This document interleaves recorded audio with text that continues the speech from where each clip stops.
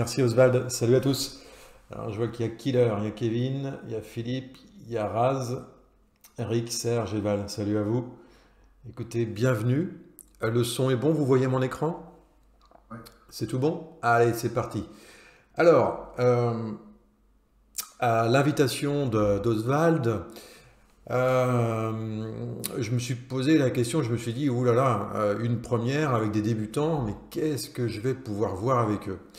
Alors, si vous vous attendez à avoir de la technique aujourd'hui, c'est-à-dire l'étude des bougies, l'étude d'une analyse, etc., alors on aura peut-être le temps d'aller voir deux, trois graphiques, mais c'est vraiment, vraiment pas l'objet de cette toute première que j'ai envie de faire avec vous. Euh, D'autre part, ce que je vais faire aujourd'hui, euh, il se peut que certains le voient un petit peu comme le père moralisateur. Moi aussi, vous allez voir pourquoi. Parce qu'en fait, je me suis dit, allez, je me pose une question, et c'est là où je vais démarrer vraiment la présentation. Je me suis posé la question suivante. Quel conseil me donnerais-je si je devais démarrer le trading maintenant? D'accord? Je suis parti de cette idée-là. Et j'espère que pour certains, ça va leur permettre de ne pas se tromper. Pourquoi ce métier? Euh, Comment s'y prendre? Et je vais vraiment vous parler de mon expérience par rapport à tout ça. Donc je vais lancer, j'ai fait un petit slideware. Est-ce que tu le vois, Oswald, le slide? Ouais, c'est bon. Allez, c'est parti. Donc, rapidement, ce qu'il faut savoir, c'est que moi, je côtoie les marchés depuis plus de 20 ans. Je ne suis pas un trader actif depuis 20 ans. Non. Ça a toujours été un peu en filigrane dans ma vie, le trading. J'ai toujours adoré ça, passionnément, à la folie, etc., comme beaucoup d'entre vous, je suppose. Et ça fait maintenant depuis 1 an et demi, 2 ans que je suis à temps plein en tant que trader. D'accord? Euh, mais vraiment, mon expérience, elle vient de ces 20 ans où je côtoie les marchés. Alors aussi, d'autres choses. Avant qu'on m'accuse de plagiat, machin truc, etc., ce qui va suivre après, je préfère citer mes sources et en toute transparence dire ce qui a résonné en moi au travers de l'expérience de différents traders. Donc voilà, vous avez la liste des traders qui m'ont très fortement inspiré ou des méthodes qui m'ont très fortement inspiré et qui font qu'aujourd'hui je suis qui je suis dans le trading. D'accord? Faites vos recherches, faites votre expérience par rapport à ça. Et on va le voir après, c'est un conseil aussi que je donne, mais surtout ne vous éparpillez pas dans votre apprentissage, d'accord? Donc voilà un petit peu moi ce qui m'a, depuis ces 20 années, on va dire, m'a beaucoup plu. Et vous l'avez sous forme d'un support. Donc vous ferez un screenshot où je mettrai à disposition la vidéo sur le Discord comme on l'a vu avec Oswald tout à l'heure. D'accord? Alors, voilà. N'allez pas lire tout de suite tout, on va faire les points par point. J'aurais dû d'ailleurs dérouler un peu en mode entreprise, point 1, point 2, point 3. Enfin bon, je m'épargne un peu tout ça, c'est rendu loin tout ça. Mais voilà, la question elle est là. Quel conseil, en fait, je me donnerais aujourd'hui si je devais démarrer le trading? Le premier des conseils que je me donnerais, c'est David, s'il te plaît, essaye de comprendre les motivations profondes qui t'amènent vers ce métier de trader. Et là, je vais détailler un petit peu par rapport à ces motivations profondes. J'ai enseigné le trading à bon nombre, on va dire, de débutants, de confirmés, des experts, non, mais des confirmés, oui, des débutants. Et quand on pose cette question-là, le premier truc qui sort, c'est la liberté financière. C'est la liberté de gérer ma journée comme je veux. C'est la liberté de trader où je veux et quand je veux. Eh bien, à ça, et c'est là où il ne faut pas se tromper, je réponds, c'est totalement faux et au moins à court et moyen terme. Ça va dépendre de votre courbe d'apprentissage. Ce que vous visez en termes de liberté, les trois exemples que je vous ai donnés, ne devrait arriver ou ne pourra arriver qu'au bout d'un long et laborieux parcours dans l'apprentissage du trading.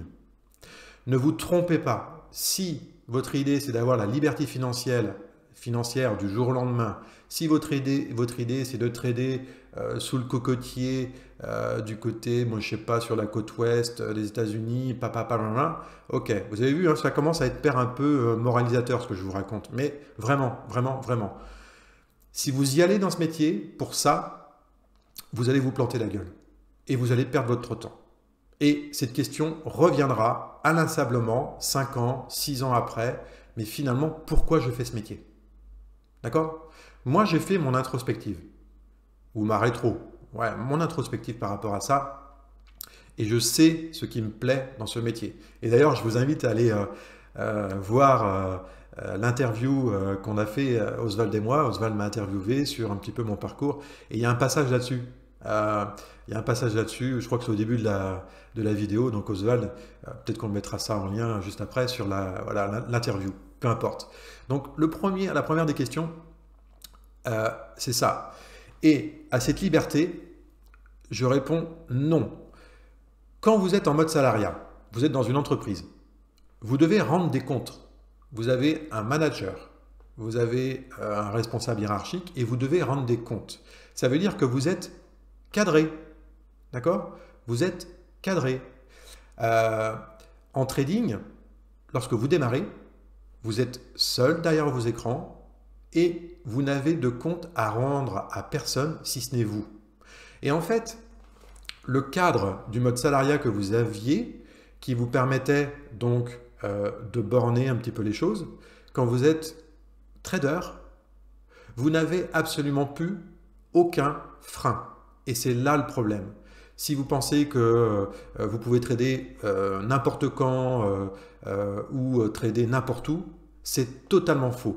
Au démarrage de votre apprentissage, il faut absolument vous fixer des règles strictes.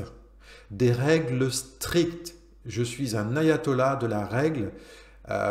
Il faut absolument cadrer votre méthodologie, votre système de trading, sans quoi vous allez vous planter la gueule. Dans une entreprise, vous ne faites pas n'importe quoi. Le matin, vous venez pas, je sais pas moi, en short ou si vous devez rencontrer un client. Vous avez des règles en entreprise. Ça vous paraît anodin ce que je vous dis là, mais quand vous êtes derrière votre écran en tant que trader solitaire, eh bien, vous n'avez plus de règles. Et si vous venez pour la liberté en trading, c'est complètement faux. Vous allez être, au contraire, vous devez vous cadrer et vous enlever cette notion de liberté à l'instant où vous allez commencer le trading. D'accord? Ça, c'est super important.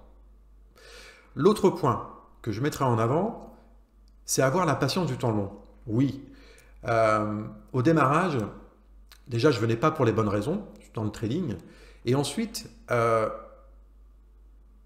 peut-être par cupidité ou l'appât du gain, j'étais extrêmement impatient dans les résultats à obtenir. Et cette patience du temps long, pour ceux qui sont d'un tempérament, on va dire, un petit peu... Alors, c'est pas un tempérament, le fait d'être calme, mais tempérament mélancolique, vous voyez, c'est pas péjoratif, hein. Là aussi, vous pouvez aller creuser un petit peu l'idée des tempéraments. Il y en a 4 principaux, mais je pense aux mélancoliques qui sont un peu lents dans la réflexion. Et vous voyez, ce tempérament-là, en trading, ça peut fortement aider. Si vous êtes un tempérament colérique, où là, il faut que ça avance, etc., faites super attention. Et là, je vous amène à vous connaître avant de démarrer ce métier. D'accord? Où est-ce que je me situe au niveau de mon tempérament, etc., etc. Ça va vous emmener peut-être sur un style de trading plutôt qu'un autre. Mais je reviens sur la notion de patience du temps long. Pour moi, c'est l'une des clés en trading. On le verra sur le deuxième support, il n'y aura que 2 supports pour ne pas trop vous embêter. Mais sur le deuxième support, dans la patience du temps long, j'y vais tout de suite, ça va être à quel moment trader. Vous verrez qu'il y a des moments dans la journée, c'est absolument pas propice à trader. Comme en ce moment sur le Nasdaq, j'ai fait... Enfin, quoi qu'il y ait eu un démarrage tout à l'heure, mais peu importe. Il y a des moments où il ne faut pas trader. Il y a des moments où il ne faut pas trader. Il faut avoir la patience d'attendre les choses et qu'elles se matérialisent devant vous concrètement au travers d'une bougie, au travers d'un travail sur un support. Ok? Avoir la patience du temps long. Le trading, ce n'est pas un sprint 100 mètres, c'est un marathon. Et j'aime bien la course à pied. D'ailleurs, il y a un petit clin d'œil. J'avais fait un délire avec le petit bonhomme que vous voyez en bas à gauche. Mais c'est ça, en fait. Vous partez pour un trail, vous partez pour la diagonale des fous, un clin d'œil à Oswald. Vous partez pour faire 180 bornes en 2 jours et demi. Hein. Vous ne partez pas pour faire un seul trade et faire all-in dessus. Donc, la patience du temps long, c'est super important. L'autre chose, et là aussi, je me suis éparpillé. Ne multipliez pas les sources d'informations. Soyez sélectif et allez au bout des choses. D'accord? S'il y a une méthode qui vous intéresse, pourquoi pas? Mais s'il vous plaît, ne faites pas comme moi pendant des années à butiner à droite et à gauche, ou comme des formateurs voilà, qui changent pour un oui ou pour un non leur méthodologie au risque de perdre ses étudiants et à des résultats plus qu'incertains. Voilà, je ferme la parenthèse. Ne multipliez pas les sources d'informations et s'il vous plaît, les sources que vous prenez sur Internet, assurez-vous de la qualité de ces informations.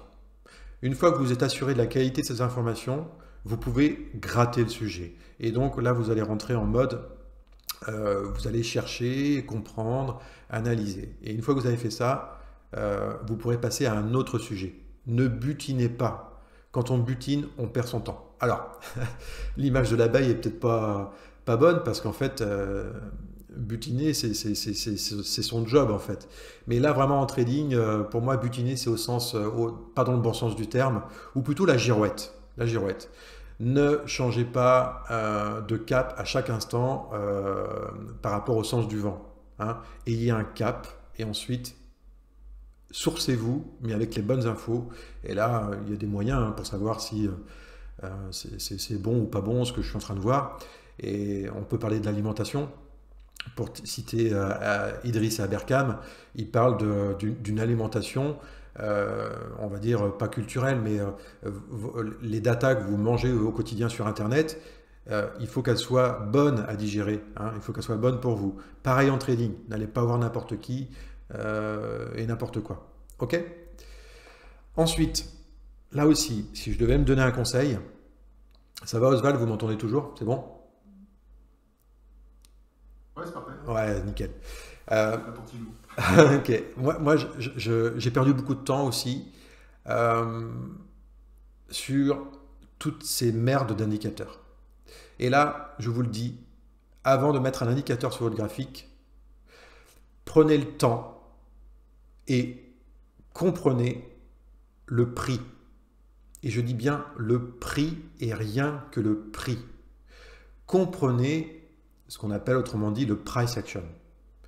Comprenez les mouvements des marchés. Des mouvements qui sont, on pourrait dire, il y a des moments, c'est des mouvements un peu erratiques. Oui, mais non. Il y a des occurrences, il y a des répétitions, il y a des signes, il y a une cohérence parfois dans cette espèce de nuage, de brouhaha. D'accord ? Étudiez le prix et rien que le prix. L'indicateur, un voire deux, je dirais qu'un seul, devrait arriver uniquement lorsque vous avez compris la mécanique des prix et plus largement la mécanique des marchés financiers. On va y revenir juste après. Enfin, de manière un peu macro, ce que je dirais, plutôt que d'essayer de comprendre ce qui fait gagner dans le trading, en soi c'est bien, mais vous verrez que ce qui fait gagner, on pourrait se dire ouais c'est la technique, c'est un pattern, c'est un setup. Foutaise. Foutaise. C'est bien d'avoir un setup, mais il n'y a pas que ça. Et je dirais que dans tous les traders que vous allez pouvoir regarder, il faut comprendre ce qui fait chuter les traders. Il faut comprendre ce qui fait qu'il y a 90% de perdants, même 95% de perdants et qu'il n'y a que 5% de gagnants. Et quand je dis ça, on a envie de savoir qu'est-ce qui fait que ces 5%, quel est le secret de ces 5% de personnes. Et c'est là où on se trompe en fait. S'il ne faut pas connaître le secret de ces 5%, il faut comprendre pourquoi 95% des gens perdent. Pourquoi ils perdent? Pourquoi ils perdent? Parce qu'il y a, on le verra, de la psychologie, il y a de l'émotionnel dans tout ça. Et croyez-moi que quand vous avez compris, et même si vous le comprenez, en tout cas il faut travailler là-dessus, pourquoi un trader chute? La cupidité, la peur, le manque de confiance dans son trading, tout ça va faire que vous rentrerez dans les 95% des traders perdants. Il n'y a pas de recette magique, il n'y a pas d'indicateur magique en trading. Il faut simplement gommer au fil du temps et avec votre expérience toutes les petites erreurs ou les grosses erreurs que vous commettez au démarrage. Au démarrage, une grosse connerie, vous allez la faire 3 fois dans la semaine. Avec l'expérience, vous allez la faire plus qu'une fois par mois. Et encore avec l'expérience, vous ne la ferez plus qu'une seule fois dans l'année. Mais ça, c'est grâce au travail que vous allez faire par ailleurs et vous allez gommer cette erreur. Et en effaçant toutes les erreurs de ces traders perdants, vous finirez par rentrer dans les 5% de traders gagnants. D'accord? C'est en gommant d'abord les erreurs grossières, qu'on pourrait qualifier de techniques. Ah, je me suis gouré d'actifs, j'ai tradé sur le mini au lieu du micro. Ah, putain, quel con, j'ai oublié de noter la news économique sur mon graphique. Ça, c'est des erreurs grossières. Ok? Vous êtes dans une banque, vous faites ça, vous êtes viré. Dehors, foutez-moi le camp. Après, il y a des erreurs plus subtiles. Techniques toujours, mais plus subtiles. Et après, on va entamer la psychologie du trader. Et là, il y a des coachs dans des hedge funds, il y a des coachs qui sont dédiés à ces traders-là. Comment tu te sens aujourd'hui?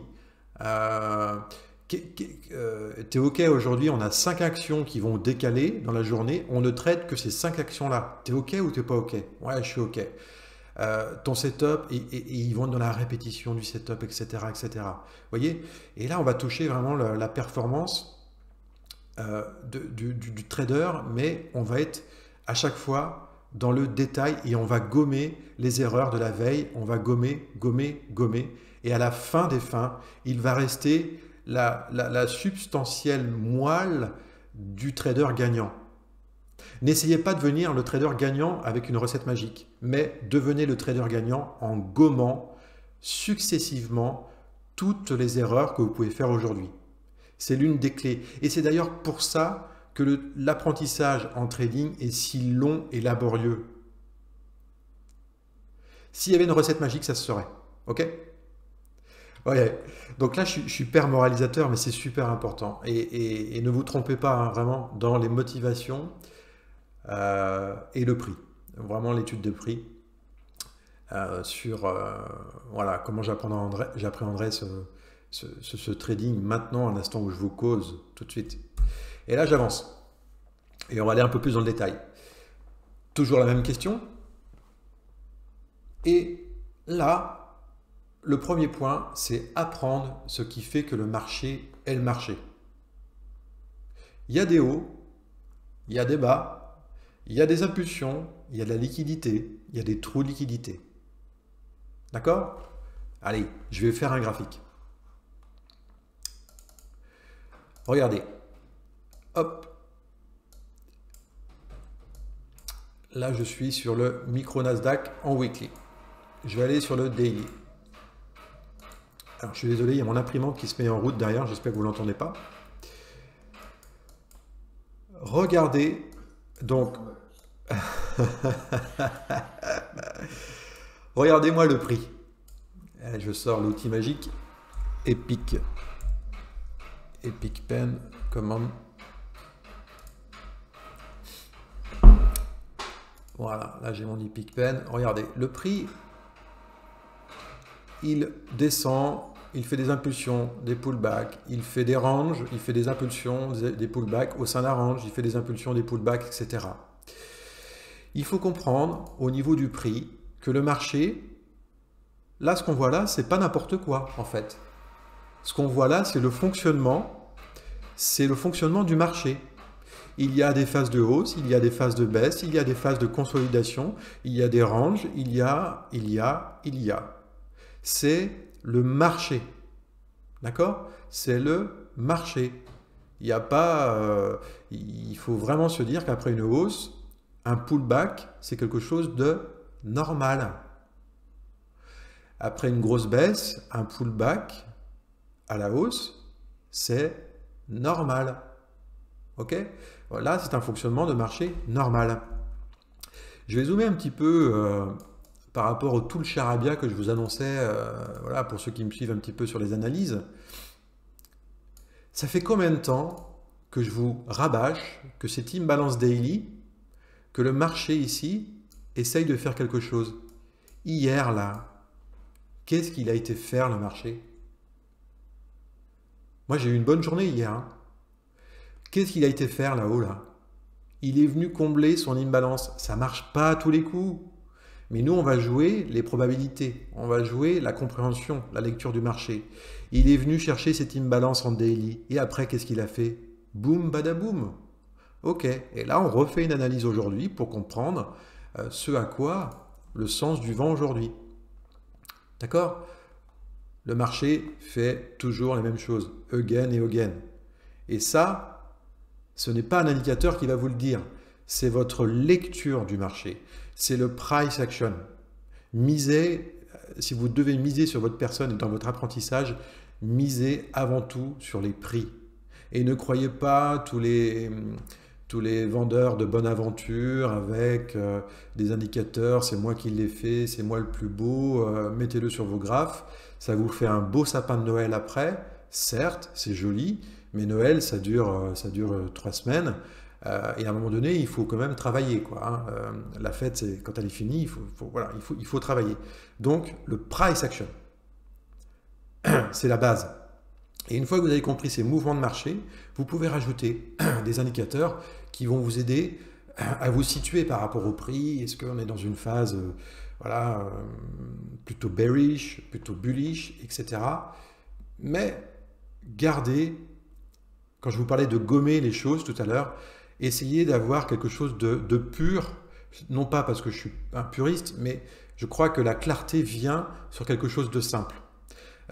Pour avoir un esprit le plus limpide possible et clair, ça ne peut venir pour moi qu'avec un graphique dans la même idée, limpide et clair.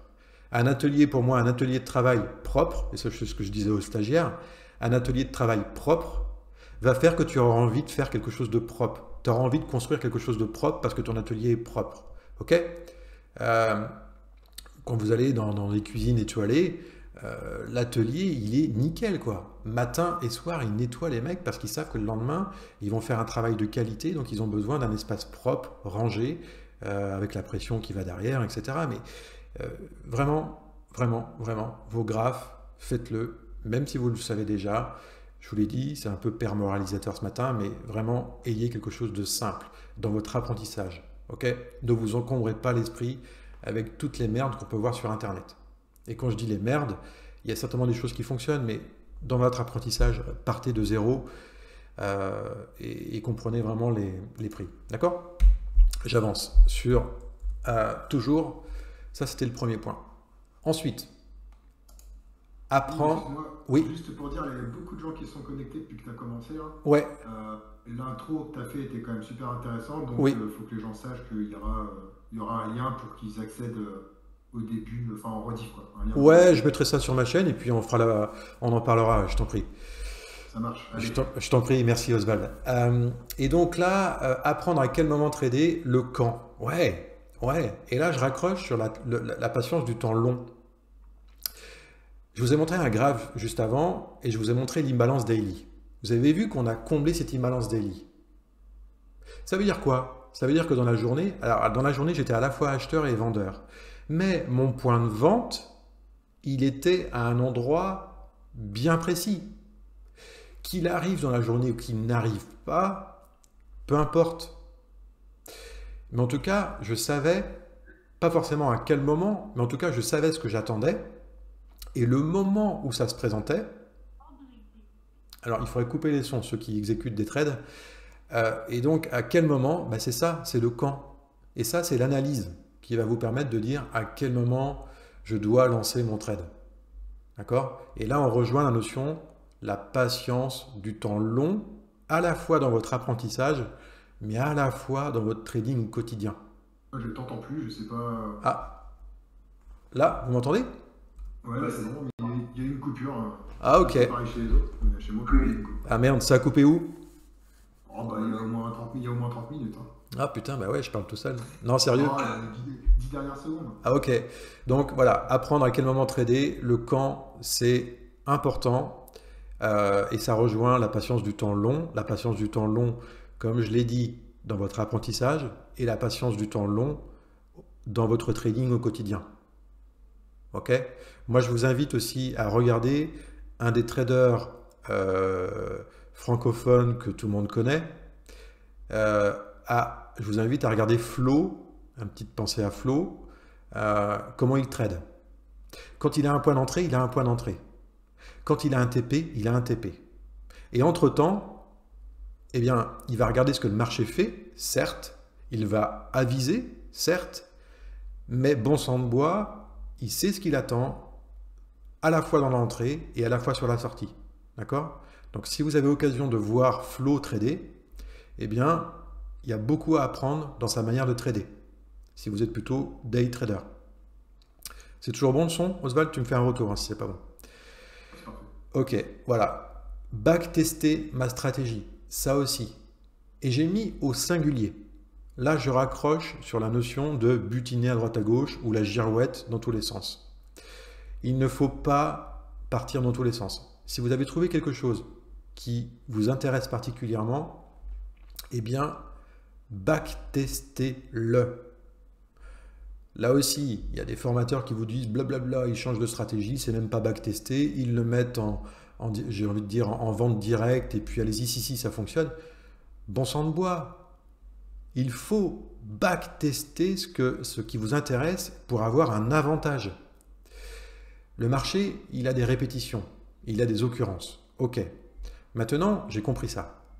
Quel va être mon avantage? Quel va être mon avantage sur ce marché? Si j'ai pas d'avantage, à quoi bon venir sur ce marché si ce n'est me faire plumer? Croyez-moi qu'en face, c'est pas des lapins de 3 semaines. Hein. C'est des flopés d'ingénieurs qui ont développé des algos pour vous faire craquer. C'est des flopés d'ingénieurs qui sont là pour prendre votre pognon. Ils sont pas là pour voilà, vous donner de l'argent. Hein. C'est un monde de requins. C'est un monde de requins. Donc, si vous n'avez pas d'avantage clairement identifié, clairement compris chez vous, en venant sur ces marchés, vous allez vous planter la gueule. Et si vous avez un avantage, backtestez-le pour vous assurer que c'est un véritable avantage. Et la vertu de ça, vraiment, parce que l'une des clés en trading, c'est la confiance en soi.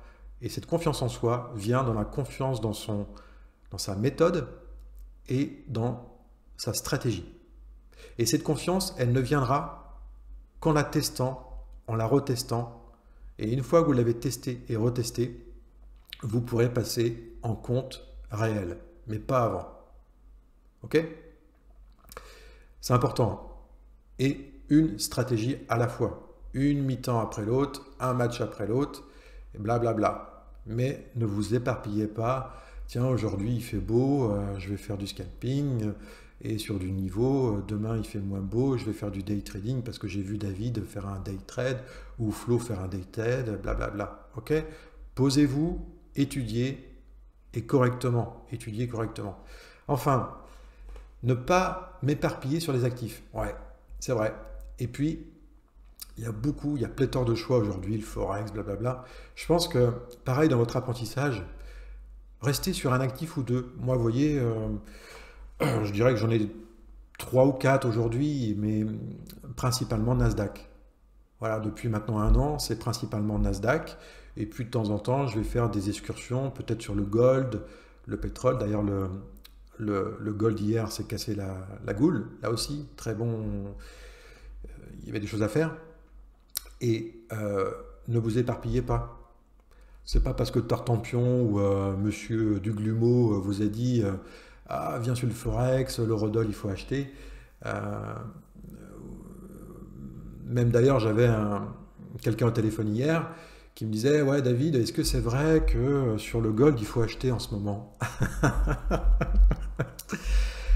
Euh, et en fait, lui, il trade le Forex. Et là, il m'a dit, est-ce que c'est vrai, David, qu'il faut acheter le gold? Vous voyez, en fait, il est tenté d'aller sur un autre actif qu'il connaît absolument pas et pour acheter sur des on-dit, quoi. C'est grave, en fait. C'est grave. Donc, sortez complètement de ça. Si vous voulez être un professionnel, restez focus sur un actif. Apprenez son rythme, apprenez son comportement. Voilà, même si le marché est fractal, les occurrences sur un Nasdaq, vous allez les retrouver sur un gold, sur un pétrole, mais voilà, prenez un seul actif, ok, ou deux, et entraînez-vous. Ensuite, un grand classique, mais c'est bien de le mentionner, euh, votre journal de trading, faites-le. C'est pas pour nous emmerder. Moi, au bout d'un moment, ça m'emmerdait.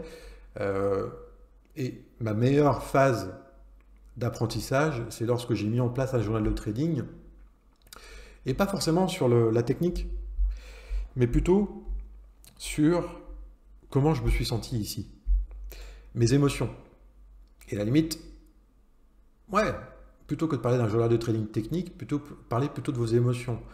Qu'est-ce qui a fait que là j'avais peur? Qu'est-ce qui a fait que là j'ai pas pris mes profits? Qu'est-ce qui a fait que... Et ça, on va revenir sur l'idée du slide avant. Ça va vous permettre de gommer, d'effacer des comportements, d'effacer des erreurs techniques en revisitant vos trades. Et ça va accélérer votre courbe d'apprentissage. Super important. Autre aspect, et là ça raccroche sur l'idée de qu'est-ce qui vous amène dans le trading. Souvent, on se pose des objectifs irréalistes. Pareil, une personne que j'ai eue récemment au téléphone me dit, David, moi mon objectif, j'ai 500 $, je veux l'emmener jusqu'à 2500 $, 3000 $. Bon, bah là, je dis que les objectifs sont irréalistes. Et je rajoutais la notion de temps, il voulait faire ça en très peu de temps. C'est complètement irréaliste que de doubler, voire tripler, voire quadrupler son capital en l'espace d'un mois ou 2 mois. C'est irréaliste, c'est pas possible. Donc si vous n'avez pas des bons objectifs, là aussi, vous allez être impatient, vous allez vous planter la gueule. Sur un compte à 500 $, eh bien si vous faites 30 $ par jour, c'est exceptionnel. Ok, faut pas se planter sur les objectifs. Et là, on pourrait parler des propres firmes. Je crois que là, Oswald, tu en parles bien mieux que moi dans tes vidéos. Aujourd'hui, il existe les propres firmes, et ça, c'est quelque chose d'assez magique, puisque grâce aux propres firmes, vous pouvez trader sans réellement amener un capital important, significatif, et vous pouvez démarrer en fait sans capital. Et ça, c'est pas le sujet du jour, mais et le fait d'avoir un gros capital, si vous avez réussi à trouver un trading consistant et régulier, eh bien, ce capital-là vous permettra peut-être d'en vivre. Parce que vous aurez des objectifs cohérents par rapport au capital qui vous a été alloué. Si vous voulez commencer à 500 $ sur un compte, réel et le doubler, le quadrupler, c'est irréaliste. Alors je ne dis pas que c'est pas possible. Je connais quelqu'un qui sait le faire, très bien le faire, mais ça fait partie des élites. Je considère que cette personne-là, et peut-être qu'elle... pardon, cette personne, oui, au féminin, voilà, ça fait partie des élites. Il ne faut pas se tromper. Parfois, il y a des personnes qui sortent du lot, qui ont un don, et il faut le prendre comme ça. Moi, je sais que je suis un besogneux, et pour performer dans un domaine, j'ai besoin de bosser. J'ai jamais rien eu de manière easy, quoi. Tout le temps, bosser, bosser, bosser, et je suis comme ça. Voilà, et bosser passionnément à la folie, quoi. Donc, je reviens aux objectifs. Soyez réaliste. Soyez réaliste dans vos objectifs. Ensuite, autre chose que j'ai appris de la liste des traders que j'ai listé au début, lorsqu'on est en perte, notamment vous faites un daily loss, le lendemain, il faut réduire votre exposition. Ça fait chier, parce que vous savez que ça va être un peu plus compliqué pour revenir sur la perte d'hier, mais sachez que quand vous avez perdu dans une journée un daily loss, déjà il y a la nuit qui est passée, si vous avez réussi à tenir votre daily stop, déjà c'est très très bien. Ensuite, le lendemain, posez-vous la question, quel est votre état mental? Est-ce que vous êtes bien pour trader, etc. Et dans le doute ou même par défaut, réduisez votre exposition. Si vous avez pour habitude de trader avec 3 ou 4 micros le matin sur un marché américain, les indices futurs, eh bien, passez à 2. Ok. La confiance, j'en ai parlé tout à l'heure, remettez-vous en selle, remettez-vous dans la confiance de votre trading au quotidien, celui qui vous fait gagner. Et ensuite, au fil du temps, vous pourrez réaugmenter votre taille de position. Ça aussi, c'est un des gros problèmes quand on débute, lorsqu'on paume. Et voilà, je l'ai vu, hein, même des formateurs, hein, je l'ai vu de mes propres yeux. Quand on paume, on a tendance à faire l'inverse, à s'exposer davantage pour se refaire la mise, pour se refaire la cerise. Et là, c'est catastrophique. C'est catastrophique. D'accord? Posez-vous la question, qu'est-ce qui va faire que je vais rentrer dans les 5%? Eh bien, ça, c'est le genre de comportement qu'il faut absolument gommer. Si vous gommez ça, vous vous rapprochez des 5% des traders gagnants. Et puis, ça, je vais parler du drawdown, de la série statistique perdante. Ça arrive. Et là, il faut être patient. Quand ça arrive, il faut se montrer patient pour remonter ce drawdown. C'est très proche, hein, entre réduire mon exposition et la patience. En fait, on a vraiment trop envie de vouloir, on perd 400 balles un jour, on a envie de les refaire rapidement pour repasser. Et j'ai vécu cette expérience il n'y a pas plus longtemps qu'il y a 3-4 jours, où j'ai cramé une éval, parce que je me suis dit, il faut que j'appuie sur l'accélérateur, les jours passent, etc. Vous voyez, même avec le temps, je tombe encore dans le panneau. Et là, il ne faut pas tomber dans ce panneau-là, il faut se montrer extrêmement patient. Quand vous avez un drawdown important, vous avez une série statistique qui n'est pas en votre avantage, parce que vous avez fait des conneries ou parce que le marché ne vous donne pas... voilà, bref, peu importe. Soyez patient. Demain, cette courbe devrait s'inverser si vous avez un trading avec un avantage et que vous gommez encore, vous gommez vos conneries de chaque jour. Il n'y a pas de raison. Il n'y a pas de raison. D'accord? Et le dernier conseil que je me donnerais, ne tradez en réel, ou en tout cas passer des évals, uniquement lorsque le backtest a été fait et lorsque je suis prêt au sens profitable sur un compte démo. D'accord? Alors oui, blablabla, en compte démo, c'est pas les mêmes trucs, blablabla. Ouais, moi je suis d'accord avec vous, en compte démo, on n'a pas le même comportement. Mais bon sang de bois, quand je vous parle de confiance, déjà, si vous avez un trading profitable en démo, est-ce que vous ne pensez pas que c'est une bonne base pour continuer votre apprentissage et le passer en réel? Ça, c'est logique, c'est cohérent, c'est construit. Si vous partez, vous savez que vous savez même pas si en démo vous êtes rentable et que vous allez directement en réel. C'est complètement con en fait. Alors, pour moi, la démo, c'est une étape importante pour s'assurer et se mettre en confiance. Et après, vous serez confronté au rapport à l'argent, parce que là, vous allez trader sur des comptes réels. Et là, il y a peut-être une introspection à faire sur votre rapport à l'argent, sur votre psychologie, votre tempérament. Mais là, c'est l'étape d'après dans votre apprentissage. La psychologie et le rapport à l'argent, c'est encore d'autres sujets. Et toujours apprendre dans ce trading, dans votre courbe, c'est la clé aussi. C'est l'une des clés. Voyez, hein? Et c'est un peu comme ça que je voulais aborder avec vous cette première pour les débutants. Euh, et s'il vous plaît, faites quelques screenshots, peut-être un ou deux, et n'hésitez pas, pour ceux qui débutent vraiment, vraiment, vraiment, de temps en temps à revenir sur ça. Parce que ça, on l'oublie trop rapidement, pris dans les faits, on l'oublie. D'accord? Voilà Oswald, j'ai fait le Bah, tour. super David, ça a été Ouais, super carré et très explicite. Et moi ouais. j'ai deux petites questions. Ah ben, je t'en prie, pose-moi des Parce que questions. tu as utilisé du vocabulaire, donc nous qu'on utilise tous les jours. Ouais. Mais il est vrai que peut-être que certaines personnes n'ont pas forcément compris. Qu'est-ce que tu appelles backtest? Backtester sa stratégie. Alors, backtester, c'est